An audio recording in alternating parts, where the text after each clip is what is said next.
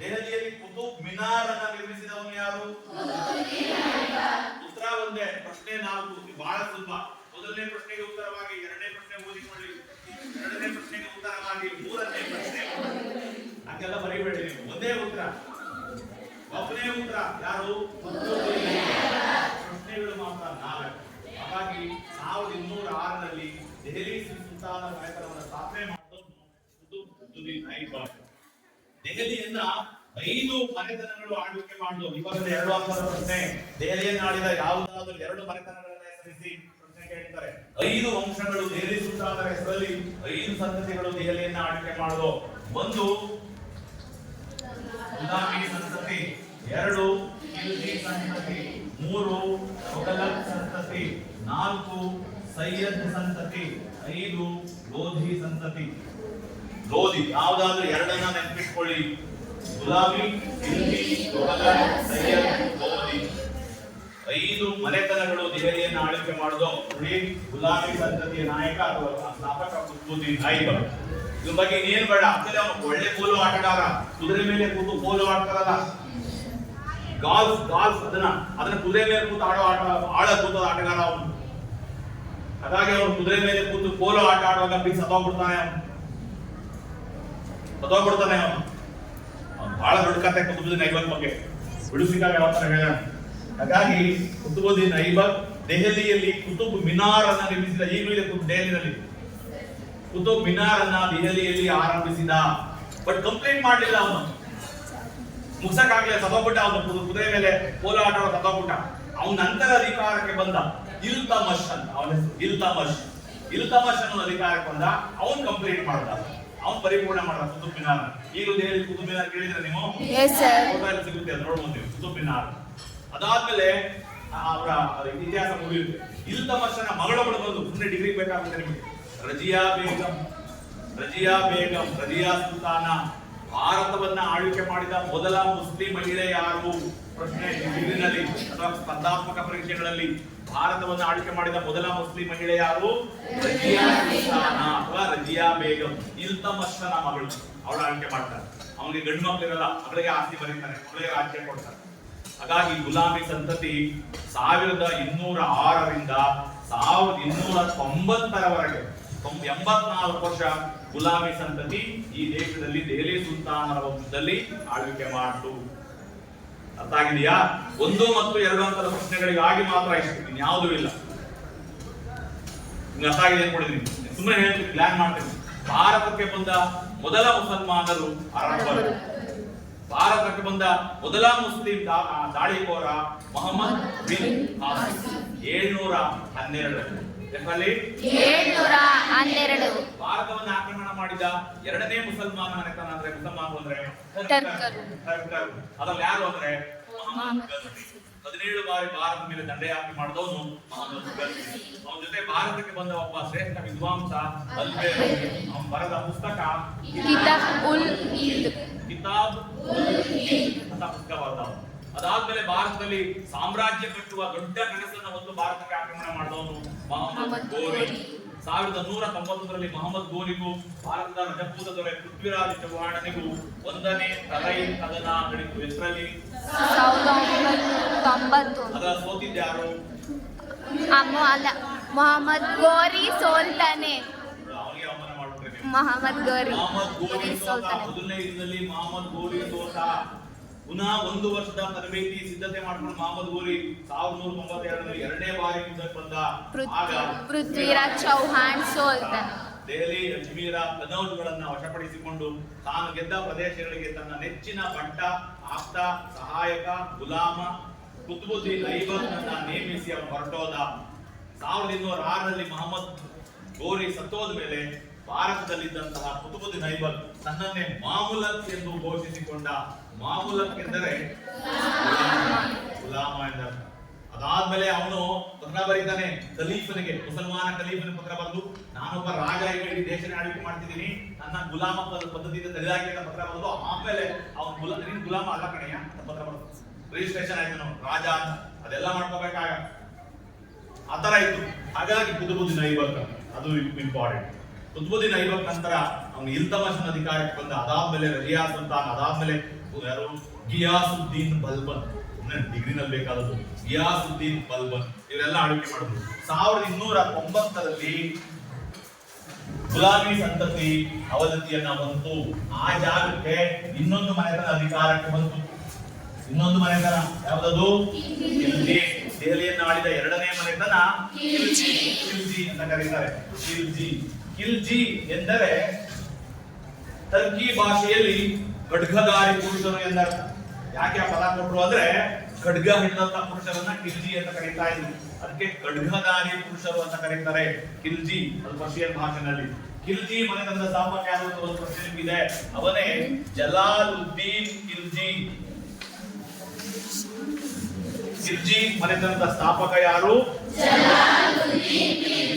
ಜಲಾಲುದ್ದೀನ್ ಖಿಲ್ಜಿ ಅನ್ನೋನು ಖಿಲ್ಜಿ ಮನೆತನದ ಸ್ಥಾಪಕ.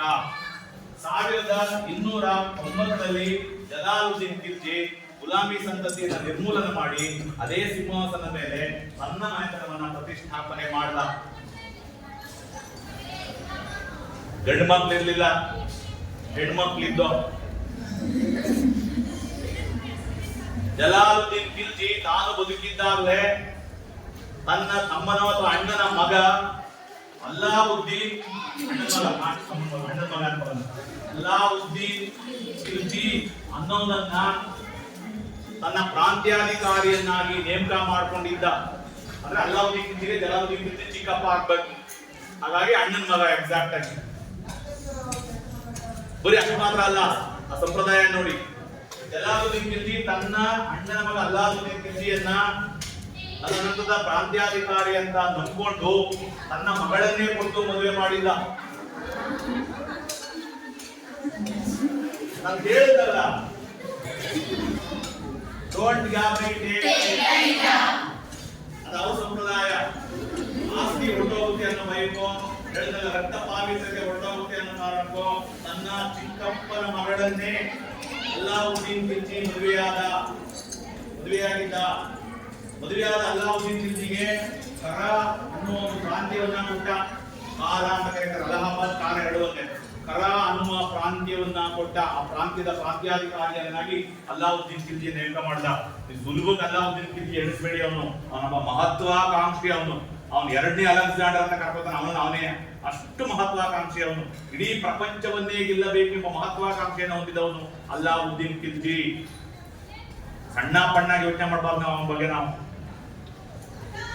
ಕರ ಪ್ರಾಂತ್ಯವನ್ನ ಜಲಾಲುದ್ದೀನ್ ಖಿಲ್ಜಿ ಅವನಿಗೆ ಗಿಫ್ಟ್ ಕೊಡುಗೆಯಾಗಿ ಕೊಟ್ಬಿಡ್ತಾನೆ. ಇದು ನೋಡ್ಕೊಂಡಿರೋ ನೀನು, ನಾನು 2 ಗಂಟೆ ಅಂತ ಹೇಳಿ. ಅಷ್ಟು ಸಾಕಾಗೋದಿಲ್ಲ ಅವನಿಗೆ, ತುಂಬಾ ಆಸೆ ಅವನಿಗೆ. ಕರ ಪಕ್ಕದಲ್ಲಿದ್ದಂತ ಅಲಹಾಬಾದ್ ಪ್ರಾಂತ್ಯವನ್ನ ತಾನೇ ಆಕ್ರಮಣ ಮಾಡ್ಬಿಡ್ತಾನೆ, ಅದನ್ನು ವಶಪಡಿಸ್ಬಿಡ್ತಾನೆ. ಒಂದು ದಿನ ರಾಜ ತನ್ನ ಚಿಕ್ಕಪ್ಪ ಜಲಾಲುದ್ದೀನ್ ಖಿಲ್ಜಿಗೂ ವಿಷಯ ಹೇಳದೆ ದೇವಗಿರಿಯ ಮೇಲೆ ಆಕ್ರಮಣ ಮಾಡ್ದ.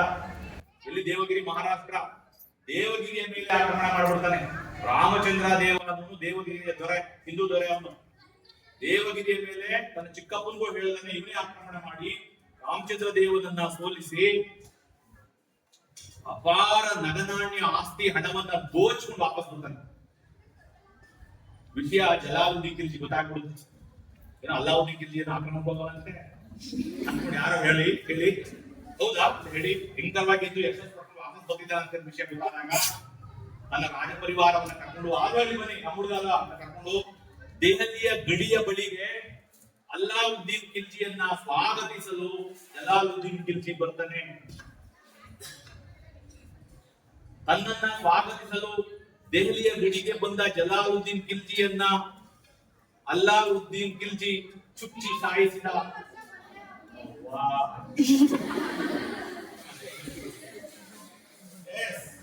ಸಿನಿಮಾ ನೋಡ್ಬೇಕು, ಪದ್ಮಾವತಿ ಅಂತ ಸಿನಿಮಾ. ಪದ್ಮಾವತಿ ಸಂಜಯ್ ಲೀಲಾ ಬನ್ಸಾಲಿ ಅವರ ಸಿನಿಮಾ, ಹಿಂದಿ ಸಿನಿಮಾ ಬಂದಿತ್ತಲ್ಲ, ಕನ್ನಡದಲ್ಲಿ ಅದು ರಿಮೇಕ್ ಮಾಡೋದು ಅದ್ಭುತ ಸಿನಿಮಾ. ರಣಬೀರ್ ಸಿಂಗ್ ಏನೋ ಅದರಲ್ಲಿ ಅಲ್ಲಾವುದ್ದೀನ್ ಖಿಲ್ಜಿ ಮಾಡ್ತಾರೆ, ಅದ್ಭುತ. ಅದರಲ್ಲಿ ಹಂಗಿಲ್ಲ, ಅದ್ರಲ್ಲಿ ಬೇರೆ ತರ ಏನಿದೆ ಅಂತ ಹೇಳ್ತೀನಿ. ಅದ್ರಲ್ಲಿ ಆ ಸಿನಿಮಾದಲ್ಲಿ ಹೆಂಗಿದೆ ಒಂದು ಇತಿಹಾಸ ಹೀಗಿದೆ. ದೆಹಲಿಯ ಸಮೀಪ ಸ್ವಾಗತಿಸಲು ಬಂದ ಜಲಾಲುದ್ದೀನ್ ಖಿಲ್ಜಿಯನ್ನ ಅಲ್ಲಾವುದ್ದೀನ್ ಖಿಲ್ಜಿ ಕೊಂದು ಸಾಯಿಸಿದ. 1296ರಲ್ಲಿ ಜಲಾಲುದ್ದೀನ್ ಖಿಲ್ಜಿ ಸತ್ತೊಡನೆ ಸೀದಾ ಹೋಗಿ ಸಿಂಹಾಸನದಲ್ಲಿ ಕೂತ್ಕೊಂಡು ನಾನೇ ರಾಜ ಅಂತ ಘೋಷಿಸಿಕೊಂಡ ಅಲ್ಲಾವುದ್ದೀನ್ ಖಿಲ್ಜಿ. 1296ರಲ್ಲಿ ಕಿಜ್ಜಿ ಮನೆತನದ ಪ್ರಸಿದ್ಧ ದೊರೆಯಾಗಿ ಅಧಿಕಾರಕ್ಕೆ ಬಂದವನು ಅಲ್ಲಾವುದ್ದೀನ್ ಖಿಲ್ಜಿ. ಅವನ ಮೊದಲ ಹೆಸರು ಅಲಿ ಗುರ್ಷಪ್. ಅಲಿ ಗುರ್ಷಪ್ ಅನ್ನೋದು ಅವನ ಮೊದಲ ಹೆಸರು. ಅಲ್ಲಾವುದ್ದೀನ್ ಖಿಲ್ಜಿಯಾದ 1296ರಲ್ಲಿ ದೆಹಲಿ ಸಿಂಹಾಸನ ಮೇಲೆ ರಾರಾಜಿಸಿದ ಒಬ್ಬ ವ್ಯಕ್ತಿ. ಅವನೆಷ್ಟೇ ಕೆಟ್ಟವನು ಆ ಕಡೆಗೆ ಇಟ್ಬಿಡೋಣ, ಬಟ್ ಅವನಂತ ಒಬ್ಬ ಒಳ್ಳೆದವರೇ ಮತ್ತೆ ಸಿಗಲಿಲ್ಲ ಕಣ್ರಿ.